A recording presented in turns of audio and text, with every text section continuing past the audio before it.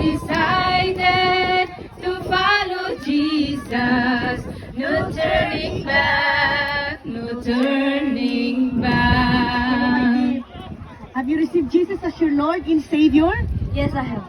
Hey, as you have testified, as you have received the Lord Jesus, can you please testify what the Lord has done in your life for everyone to hear?